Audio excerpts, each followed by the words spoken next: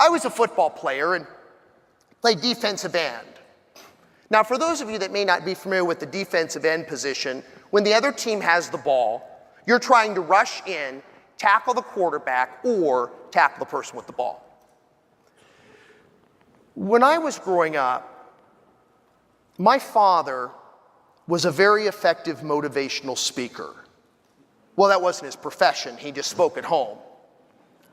Maybe you had a parent like this as well. And speeches tend to be very short and right to the point. Here was one of my dad's motivational speeches. Roger, you don't live in Pity City. That kind of summed it up right there. So my entire life, I grew up with the notion that my life wasn't different than another person's life. Everybody faced adversity. It just happened that mine was visible. But that I wasn't at a disadvantage. You see, I could be an athlete that happened to have a physical challenge, a speaker that happened to have a physical challenge, a writer that happened to have a physical challenge, not a physically challenged writer or a physically challenged speaker. So I got very involved in athletics. In one particular football game, I'll never forget, I got down into position. The quarterback on the other team went back to pass.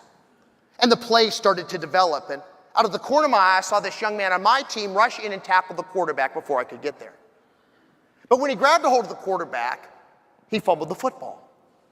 The ball bounced into my arms and I started running. I had clarity of vision. I was heading to the end zone. And I started to run. So I'm at the 50, the 40, the 30, the 20. Now I'm at the 10-yard line. So I'm 10 yards away from the end zone. A young man on the other team catches up with me. He makes a valiant attempt to tackle me, and, well, I was fortunate that day. He grabbed a hold of my left leg. You really are sharp. You're so far ahead of me on this. My leg came right off.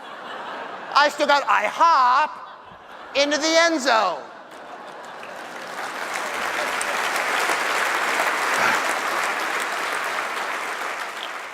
You could have heard a pin drop. I mean, the opposing coach walks over to the ref. Hey, ref, what's the ruling on that? Ref's like, his knee didn't touch the ground. It's a touchdown. So I'm speaking to a group. There's a gentleman in the audience who is also a speaker.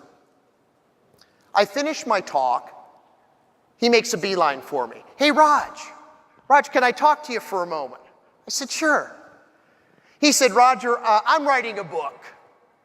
And he said, I was in the audience today and I heard your football story and I immediately thought, wow, that would be a great story for my book. I said, hey, thank you so much for asking.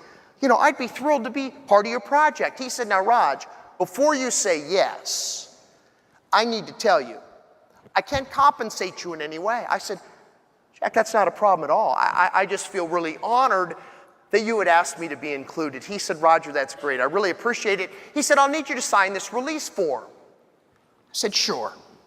So I'm filling it out, and I ask him this. I said, who's your publisher? He smiled at me and said this. Roger Crawford, at this present time, we don't have a publisher. But I want you to know that this book is going to be #1 on the New York Times bestseller list September 1st of next year. All of us in this room would agree that is absolute clarity.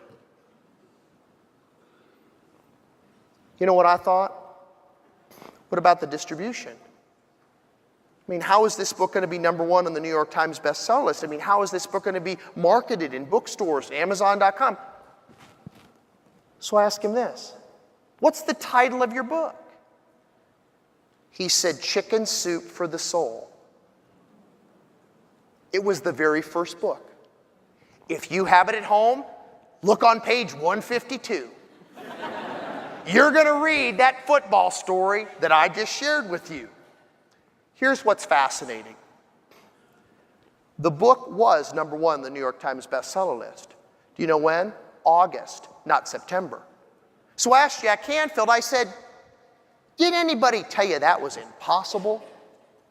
He said, yes, they did. That's why I gave myself a little extra time. He said, because the impossible always takes a little longer than the possible. So I'm at home in my office, and I received this letter. Dear Roger, I read Chicken Soup for the Soul, and I wish you could have been with me as I read your football story.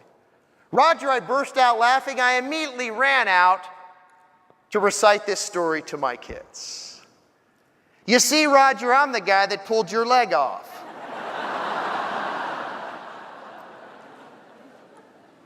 He's now a high school football coach in Northern California, and I have the great honor of visiting with his team every year, and we tell this story together. So where are you coming from? How long have you been there? And where are you going?